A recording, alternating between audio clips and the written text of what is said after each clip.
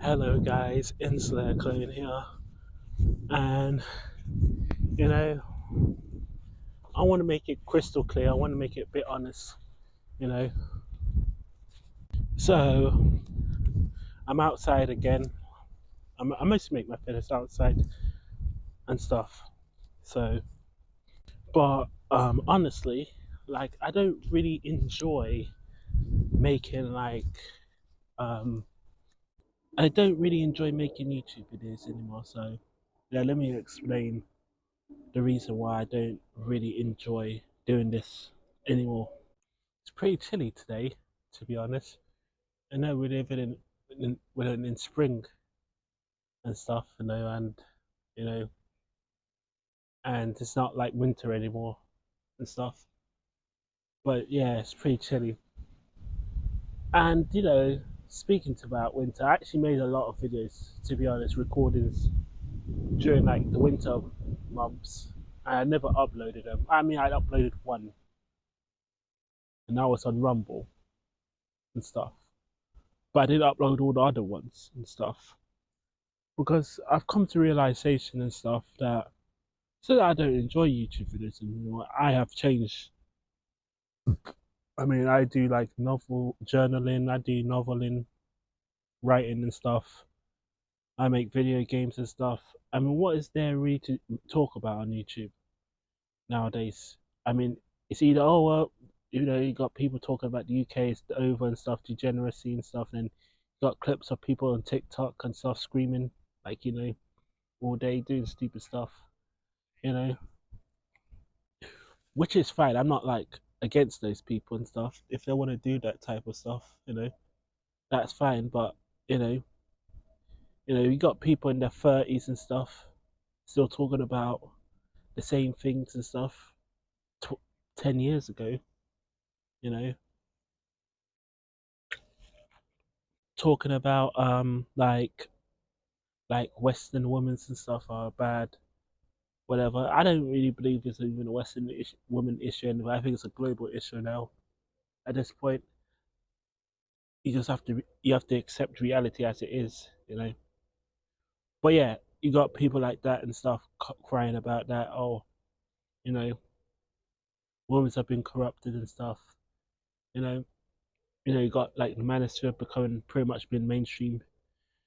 I know, like I watched Unreal Man's video about the documentary Louis Fruit's documentary, and he talked about manosphere wasn't a centralized thing, was decentralized, but that's not really the case and stuff.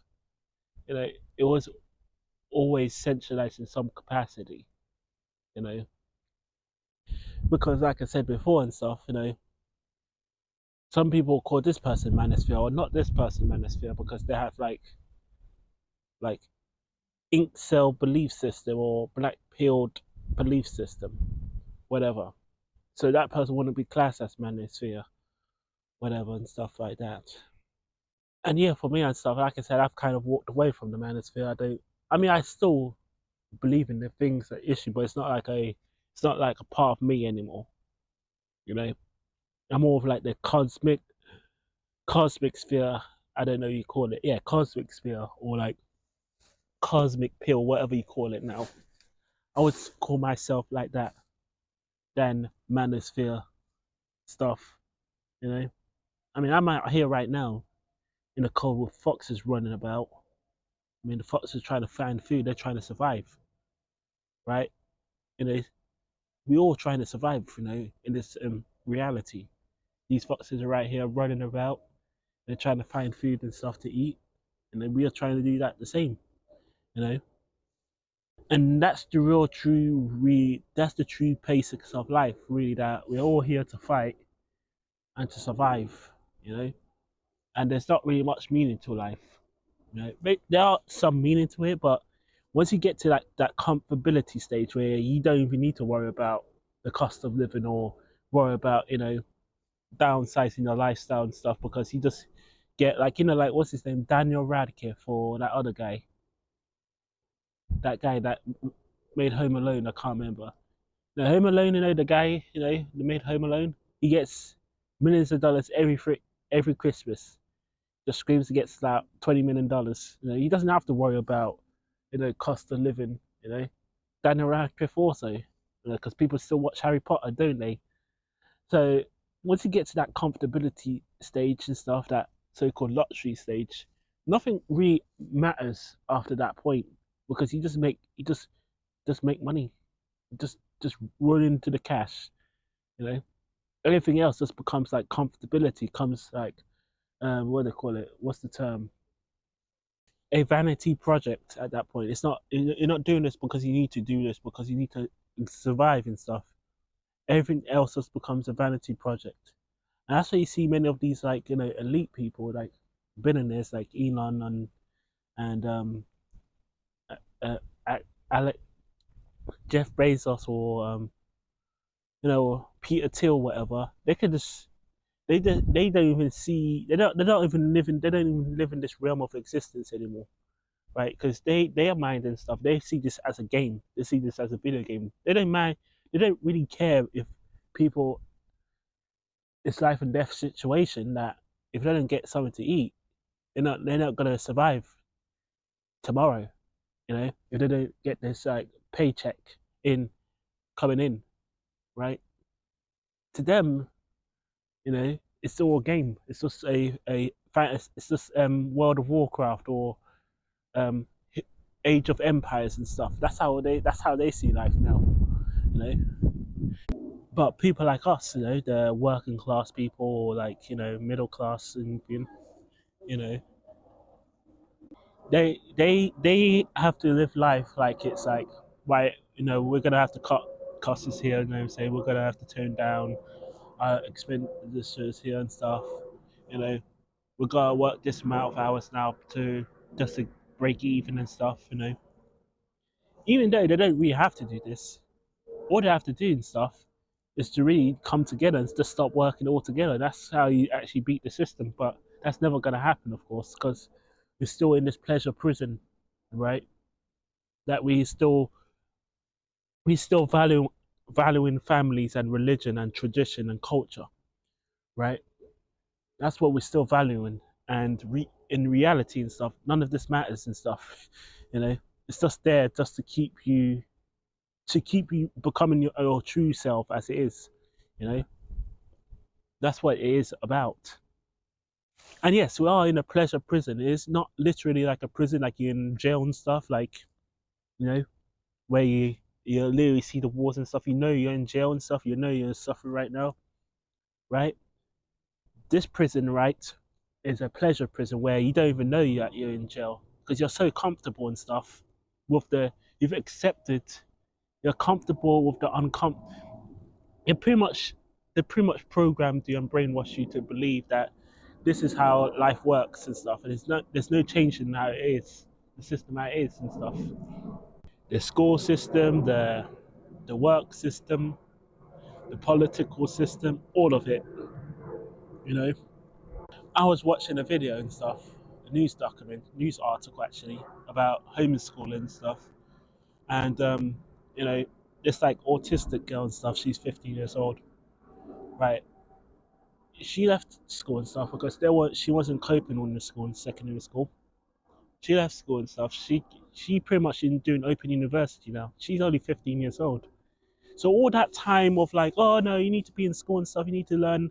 If you don't go to school, you're wasting your time. It's all nonsense. It's all BS. It's just there. It's just there to keep you a worker ants. That's what school systems are there for. I'm not saying school isn't important. Education is important. It's definitely 100% important. But the way you get your education is how it's important and stuff. I mean, I never was homeschooled and stuff. I went to public school and stuff when I was younger. You know, if I had an opportunity to go back to like when I was like 11 years old, 12 years old, whatever. If I had an opportunity, I have a second chance to go back to that time. I 100% choose homeschooling. I wouldn't even I wouldn't even second guess 100%. But people always say, "Oh, you're gonna be lonely. You're gonna have no social problems." I mean, we have to once again. people in public schools right now that are 12, 13 years old, they're still having the same problems that probably you would have if you was homeschooled. You know, or you'll be forgotten about the system, right? They'll be lost. A lot of children are lost in the system, right? In the school system, right? They're being abused by the school system. So this idea and stuff that you know everything, everything would just be better if you didn't home, if you just let the school educate your childrens. You know, yeah, it's just a like I said, it's a pleasure prison, right? Because the idea they're trying to sell you is that social ability and stuff. That's the idea. But in reality and stuff, we all understand that if you're not really doing the work to actually become sociable, it's going to be futile to be futile. Your efforts are futile. You know, I mean, like that's what it is, and that's the honest to goodest truth and stuff. You know, I mean, I know by experience and stuff. When I was in school, you know, I become less sociable over time when I was in school, right? Because to be ordered to be accepted by the groups and stuff, you have to be this certain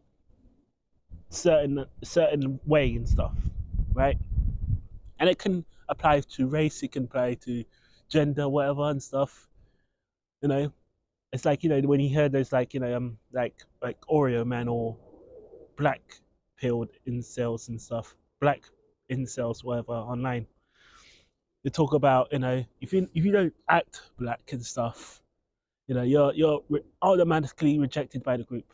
You know, automatically you're automatically classed out from the black community, and that's what like Oreo Man has said. That's what Renegade has said.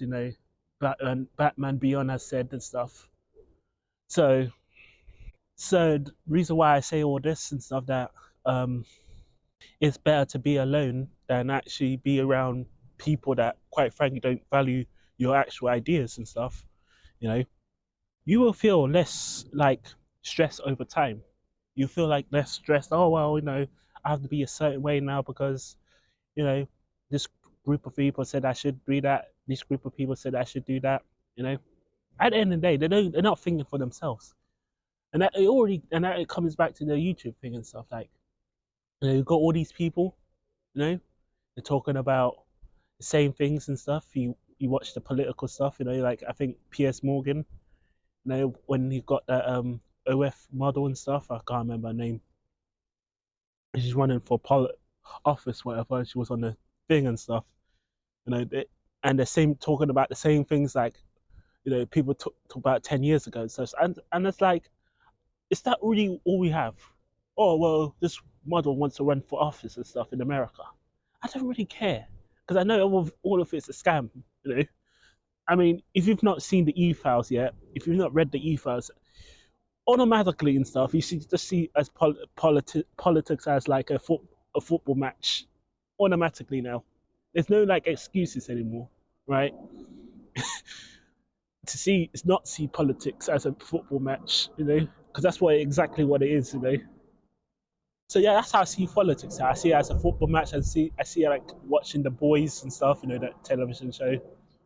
Well, I don't know. I don't watch The Boys and stuff, but or like watching Harry Potter. That's how I see politics now. It's not much, nothing more, nothing less, right? Right. To actually to understand how you get real powers in the world, look where the money's going towards. Look at the celebrities who are there parting with, like for example and stuff. When like someone's accused of like being in the files and stuff, in the e-files and stuff, I pretty much search a picture on Google on the internet if they're parting with someone and stuff, and if like for example like P Diddy and stuff, I'll search them with P Diddy and stuff, and if the picture comes up, I know they're guilty and stuff, So like like the new model, like this German model and stuff, Heidi Klum and stuff. She's kind of been indicted right now. The public has indicted her and stuff. I searched up. There's a picture of her with Mr. Diddy, and Naomi Campbell and Cameron Diaz and stuff. So I'm 100% so she's guilty and stuff. And I don't need to have like, oh well, we need to wait for more information and stuff. She's 100% guilty. It's only time and stuff that it's because she's on borrowed time pretty much. I guess Naomi Campbell as well is on borrowed time as well. And they're just having the next few more enjoyments of their lives until when the music, then the theatre show starts and stuff. So, and that's how you have to see politics as it's a theatre. It's a pantomime. It's a what do you call it? I don't know what you call it. It's a Broadway. Yeah, Broadway. That's how you have to see um this stuff now. You have to see politics as Broadway or like a movie and stuff. That's it. You know. And what does this mean? Why I start making YouTube videos and stuff? I don't really enjoy making YouTube videos anymore. Well, because like I said before and stuff, that I just feel like I'm talking about the same things that I've been talking about since 2023, 2022 and stuff, and I've completely evolved my mindset, and I don't think talking about the same things is really progressing where I'm going and stuff. So why am I doing this? Because well, it's comfortable and I guess it's easy as well. It's easy just to make a YouTube video and stuff and talk about stuff instead of like actually make books and stuff, maybe video games, or try and make something of value that people want.